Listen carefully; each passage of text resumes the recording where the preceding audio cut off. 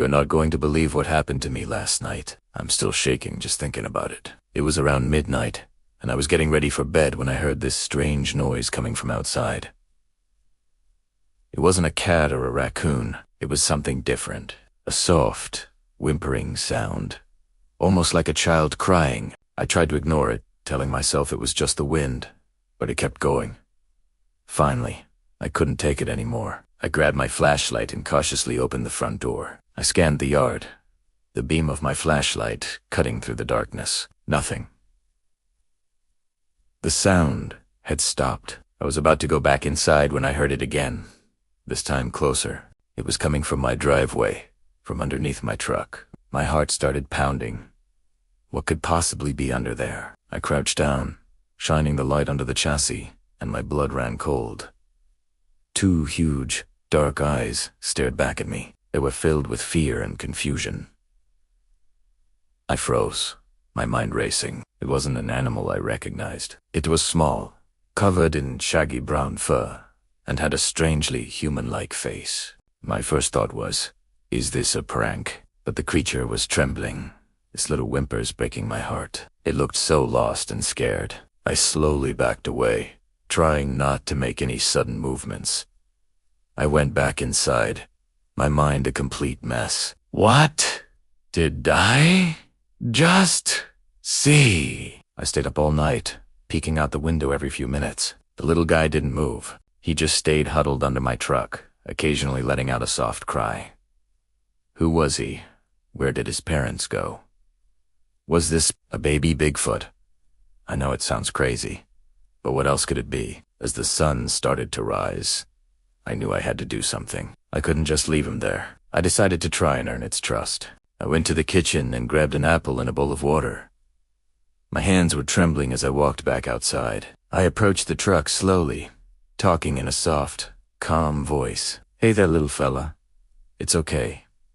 I'm not going to hurt you. I placed the apple in the water a few feet away from the truck, and then backed up to give it some space. He just watched me, his big eyes following my every move. For what felt like an eternity, he didn't move. I was starting to lose hope. Then, very slowly, a small, furry hand reached out from under the truck. It hesitated for a moment before snatching the apple and retreating back into the darkness. I let out a breath I didn't even realize I was holding. It was a small victory, but it was a start. He was scared, but he was also hungry. I spent the next hour just sitting on my porch, watching and waiting. He eventually came out a little further to drink the water, always keeping a wary eye on me. I started to notice more details about him. His fur was thick and matted, and he had these incredibly long fingers and toes. But what struck me the most were his eyes. They were so expressive, so intelligent. You could see the fear, but also a hint of curiosity. I started to wonder what happened to him. Why was he all alone? Where was his family? Had he been abandoned, or did something more sinister happen? The woods behind my house are dense and largely unexplored. Could his family be out there, looking for him? I knew I couldn't keep him. It wouldn't be right. He belongs in the wild, with his own kind. But I also couldn't just shoo him away into the woods by himself. He was too young, too vulnerable. I felt this overwhelming sense of responsibility for this little creature. So, I decided my mission for the day was to figure out how to reunite him with his family, assuming they were even still around. The problem was, how do you find a family of Bigfoots? It's not like you can just put up lost child posters. I decided the best thing to do was to make him feel safe for now. I spent the rest of the morning just being present, sitting on the porch, talking to him. I told him about my day, about my truck, about the birds and the trees. I'm not sure if he understood my words, but he seemed to relax a little. He even poked his head out fully a few times, sniffing the air. He was starting to trust me, and honestly, I was starting to get attached. He was kind of cute, in a strange, hairy sort of way. Around noon, something incredible happened. I was inside making a sandwich when I heard a new sound from outside. It wasn't the baby's whimper. It was a deep, low call, almost like a hoot, but much more powerful. It echoed from the edge of the woods. Immediately, the little guy under the truck answered with a series of excited chirps and squeaks. My heart leaped.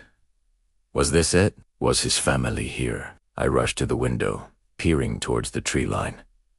And then I saw them. At first, it was just a shadow, a large, dark shape moving between the trees. Then another one appeared. They were massive, at least 7 or 8 feet tall, covered in the same dark fur as the little one. They moved with a quiet, powerful grace. It was a breathtaking, and frankly, terrifying sight. They stopped at the edge of the woods, making those low calls again. The baby under my truck was going wild, crying out and scrambling to get out. He wasn't scared of them.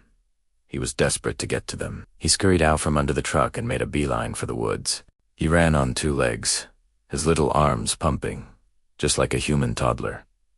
He didn't even look back at me. As he reached the tree line, one of the large figures bent down and scooped him up in a massive arm, holding him close. The other adults stood guard, watching my house intently. For a moment, one of them looked directly at me through the window. There was no menace in its eyes, just acknowledgement, maybe even gratitude. Then, as quickly as they appeared, they turned and melted back into the forest, gone without a trace. I stood there, staring at the empty tree line, for a long, long time.